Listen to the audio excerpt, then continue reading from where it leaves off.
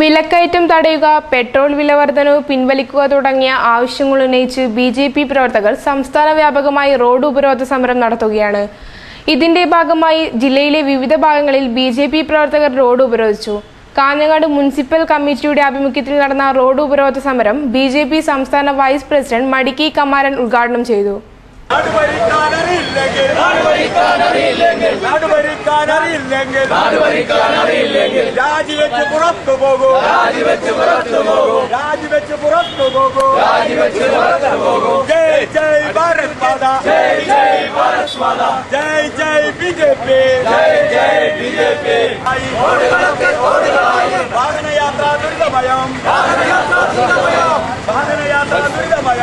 പെട്രോളിന്റെയും മറ്റ് സാധനങ്ങളുടെയും വിലവർധനവിനെ സൂചിപ്പിക്കുന്നത്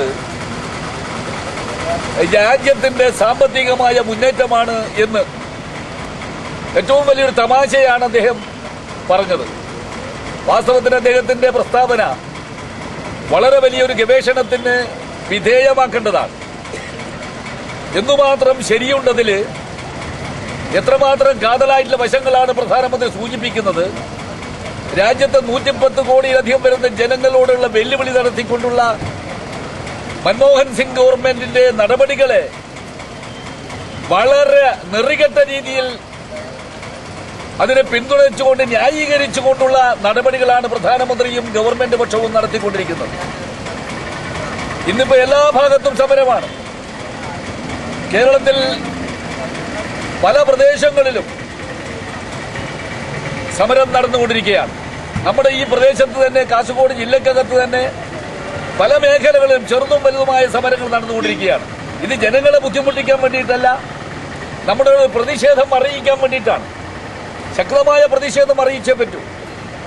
നിത്യോപയോഗ സാധനങ്ങളുടെ വിലക്കയറ്റം രാജ്യം സ്വാതന്ത്ര്യമായതിന് മുതൽ ഇന്നേ വരെ അതിലൊരു വ്യത്യാസവും വന്നിട്ടില്ല. കൂടെ കൂടെ വർദ്ധിച്ചുകൊണ്ടിരിക്കുകയാണ്. നിത്യോപയോഗ സാധനങ്ങളുടെ വിലവർദ്ധനവ്, പെട്രോളിയം ഉൽപ്പന്നങ്ങളുടെ വിലവർദ്ധനവിന്റെ ആനുപാതികമായിട്ട് വളർന്നു വരികയാണ്. അതിനെ പിടിച്ചാൽ കിട്ടുന്നില്ല. പച്ചക്കറി സാധനങ്ങളുടെ വില എന്താണ്? ഏത് സാധനത്തിനാണ് വില കുറവുള്ളത്? ജനങ്ങളോടുള്ള വെല്ലുവിളിയല്ലേ ഇവർ നടത്തിക്കൊണ്ടിരിക്കുന്നത്? എന്തുകൊണ്ട് ഇതിനെ ഇപ്പോൾ പാകിസ്ഥാനിൽ അല്ലെങ്കിൽ ബംഗ്ലാദേശിൽ അല്ലെങ്കിൽ മറ്റ് അയൽ രാജ്യങ്ങളിലെ ഈ വിലക്കയറ്റം ഇത്രയധികം പെട്രോളിന്റെ വിലയുണ്ടോ? പരിശോധിക്കേണ്ടതായിട്ടുണ്ട്. ലോകത്തുള്ള ഒരു പ്രതിഭാസമാണ് പെട്രോളിയം ഉൽപ്പന്നങ്ങളുടെ വിലവർദ്ധനവ് എന്ന് അവകാശപ്പെടുന്ന ഗവൺമെന്റ് പാകിസ്ഥാനിലും ബംഗ്ലാദേശ് പോലെയുള്ള ചെറിയ രാജ്യങ്ങളിൽ പോലും, അസ്വസ്ഥമായ രാജ്യങ്ങളിൽ പോലും പെട്രോളിനും അതുപോലെ പെട്രോളിയം മറ്റു ഉൽപ്പന്നങ്ങൾക്കും വിലവർദ്ധനവില്ല. കെ.വി. രാമകൃഷ്ണൻ, എസ്.കെ. കുട്ടൻ എന്നിവർ സംസാരിച്ചു. റോഡ് ഉപരോധ സമരം മൂലം അരമണിക്കൂറോളം ഗതാഗതം സ്തംഭിച്ചു. രാവിലെ 11:30 മുതൽ 12 മണി വരെയാണ് ഉപരോധ സമരം. പിന്നീട് പോലീസ് എത്തി ഉപരോധം നടത്തിയവരെ അറസ്റ്റ് ചെയ്ത് മാറ്റി. കാസർഗോഡ് പുതിയ ബസ് സ്റ്റാൻഡ് പരിസരത്ത് നടന്ന ഉപരോധം ബി.ജെ.പി. നേതാവ് എസ്. കുമാർ ഉദ്ഘാടനം ചെയ്തു. പി. രമേശ് അധ്യക്ഷത വഹിച്ചു. അനിത, രത്നാവതി, ഇ. ചന്ദ്രൻ, സതീശൻ, കെ.ടി. ജയറാം തുടങ്ങിയവർ സംസാരിച്ചു.